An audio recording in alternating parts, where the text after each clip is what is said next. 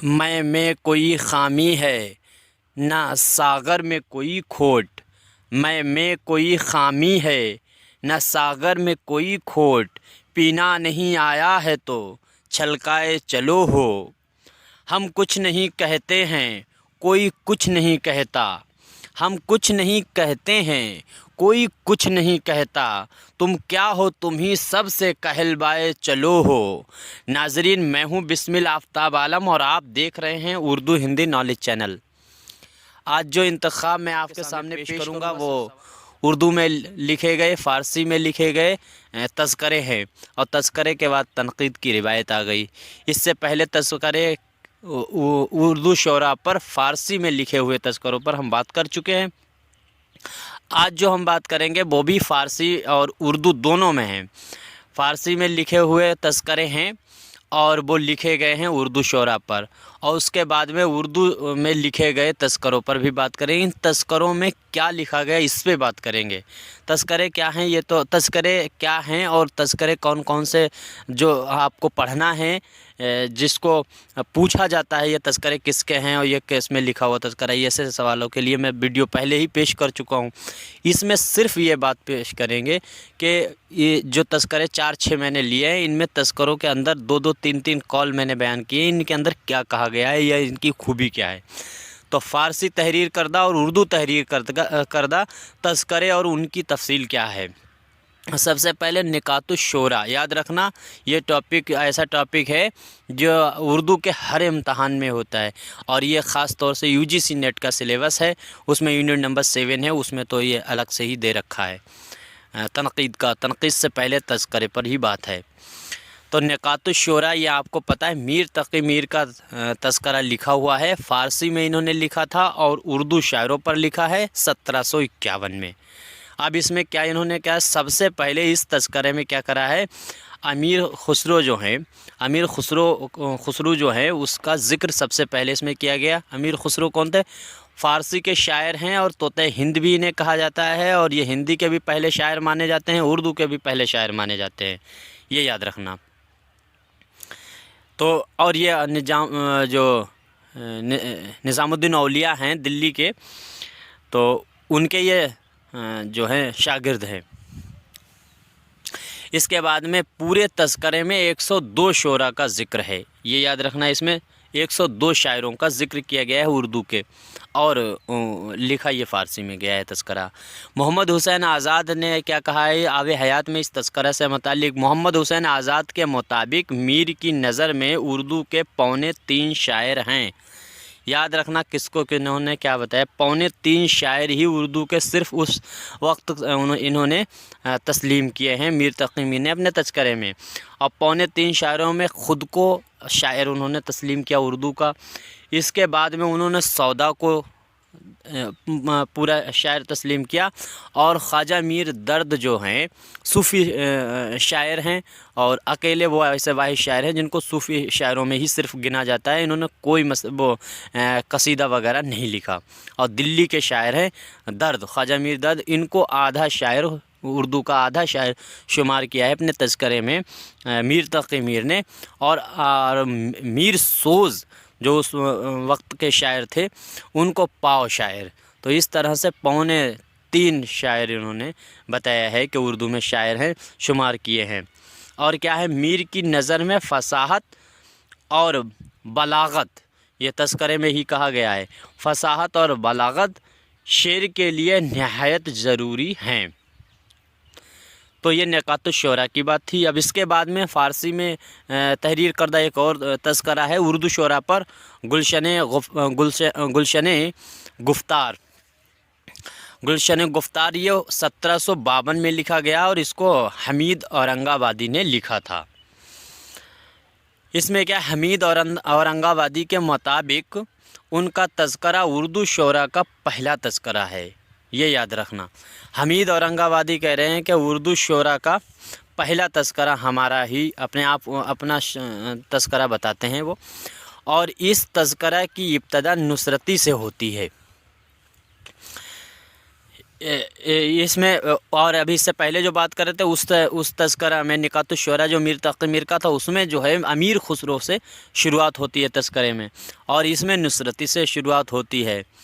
حمید نے میر کا ذکر نہیں کیا، مطلب ظاہر سی بات ہے دونوں شاعر ایک ہی عہد کے تھے تو ایک دوسرے سے تھوڑی بہت جلن ہوتی ہے، اسی وجہ سے حمید اورنگ آبادی نے سیدھے ذکر ہی نہیں کیا، اور جبکہ میر تقی میر نے اپنے آپ کو کمپلیٹ شاعر پوئٹ بتایا ہے اردو کا، اور ان کا ذکر ہی انہوں نے اڑا دیا۔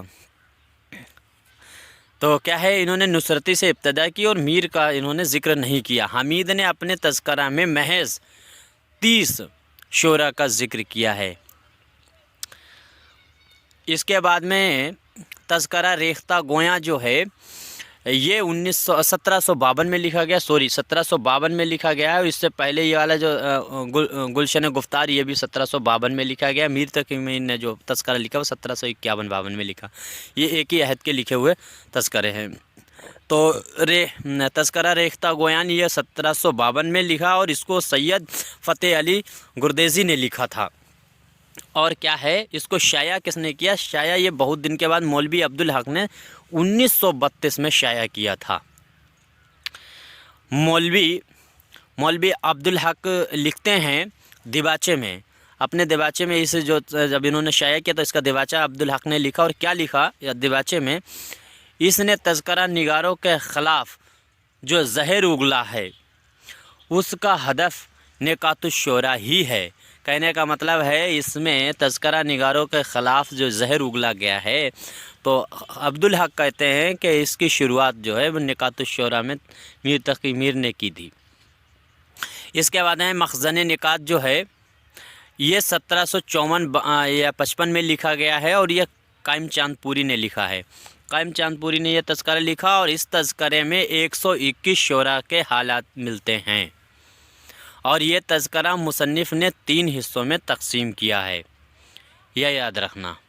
بہت ہی خاص جو تذکرے ہیں ان کے اندر کیا بات ہے، بس یہی بات کر رہے ہیں، بہت زیادہ لمبا کرنے کی ضرورت نہیں ہے، اتنا ہی پوچھا جاتا ہے، اس سے زیادہ نہیں پوچھا جائے گا۔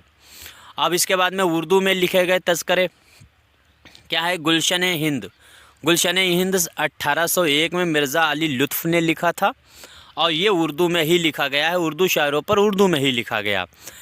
یہ تذکرہ گلزار ابراہیم کا ترجمہ ہے، یاد رکھنا گلزار ابراہیم جو ہے فارسی میں لکھا ہوا تذکرہ ہے، گلزار ابراہیم کا ترجمہ ہے، جس کو مرزا لطف علی نے گلکرسٹ کی فرمائش پر لکھا تھا۔ یہ وہی گلکرسٹ جو ہیں فورٹ ولیم کالج آپ پڑھیں گے تو فورٹ ولیم کالج 1800 میں کھولا گیا تھا کولکتہ میں، انگریزوں کو اردو زبان سکھانے کے لیے، یا ہندوستان کے جو اس وقت کے سانسکرتک کاریہ تھے، یا یہاں پر جو زبان چل رہی تھی، جو یہاں لوک کتھائیں چل رہی تھیں، ان کا ترجمہ کروایا گیا تھا، گلکرسٹ نے کروایا تھا۔ گلکرسٹ وہاں پر پرنسپل تھے، اور انہوں نے کروایا تھا۔ اسی طرح سے باغ و بہار کا بھی 4 درویش جو ہے وہ باغ و بہار کا بھی ترجمہ کیا تھا میر احمد دہلوی نے۔ تو انہی کی فرمائش پر اس کا تذکرہ اس گلشن ہند کے نام سے تذکرہ کیا ہے۔ مرزا علی لطف ہیں، اور یہ مرزا علی لطف جو ہے ادیب مانے جاتے ہیں، لیکھک مانے جاتے ہیں۔ کولکتہ میں جو فورٹ ولیم کالج تھا اس فورٹ ولیم کالج میں ان کو گنا جاتا ہے، بہت اہم رول ہے ان کا۔ اس تذکرہ کو 2 حصوں میں تقسیم کیا گیا ہے، بس اتنا یاد رکھنا۔ اس کے بعد میں طبقات الشعراء ہند ہے، اور یہ 1848 میں لکھا گیا، مولوی کریم الدین نے لکھا اس کو۔ اس میں کیا ہے، مولوی کریم الدین نے اس تذکرہ کو 3 حصوں میں تقسیم کیا ہے، یہ یاد رکھنا۔ اس کے بعد میں گلشن بے خزاں ہے اور گلستان بے خزاں ہے،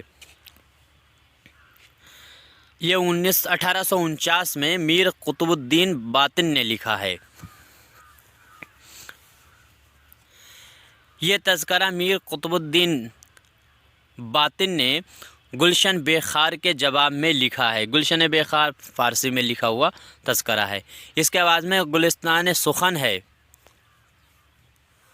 گلستان سخن جو ہے یہ 1855 میں لکھا ہوا تذکرہ ہے، اور اس کو مرزا قادر بخش نے لکھا ہے۔ اور اس میں کیا لیا، مرزا قادر بخش نے کیا کیا ہے، اس تذکرے میں جو علم عروض ہے، علم عروض پر بات کی ہے، اور ساتھ میں شعراء کا ذکر۔ تو اس تذکرہ میں جو تذکرہ گلستان سخن ہے، یہ 1855 میں لکھا گیا، مرزا قادر بخش نے لکھا تھا، اور اس تذکرے میں، یہ اردو میں تذکرہ ہے، اس میں علم عروض پر بات کرنے کے ساتھ ساتھ انہوں نے کیا ہے کہ شعراء کا ذکر حروف تہجی کے اعتبار سے کیا ہے۔ علم عروض وہی بحر پر اس میں بات کی گئی ہے، بحر کے ساتھ ساتھ میں شاعری میں وزن ہے، بحر ہے، ردیف ہے، قافیہ ہے، یہ علم عروض کے اندر جو بھی آتا ہے اس پہ بات کی گئی ہے اس تذکرہ میں۔ یہ خاص طور سے جو شاعری کرتے ہیں یا جو نئے شعراء ہیں، شاعری کرنا سیکھتے ہیں، حالانکہ شاعری کرنا سیکھا نہیں جا سکتا ہے، شاعری میں شعر جو کہنے کی کوشش کرتے ہیں تو ان کو یہ تذکرہ پورا تفصیل سے پڑھنا چاہیے، اس سے آپ کو وزن اور بحر کی جانکاری ہو جائے گی، نالج ہو جائے گی، اور وہ بہت ضروری ہوتا ہے شاعری میں۔ خیر، تو آج میں نے اردو اور فارسی میں جو تحریر کردہ تذکرے تھے ان پہ تفصیل سے بات کر لی ہے، جو خاص تذکرے تھے ان پہ بات کی ہے۔ اب اگلے انتخاب میں ملتے ہیں، تب تک کے لیے شکریہ اور خدا حافظ۔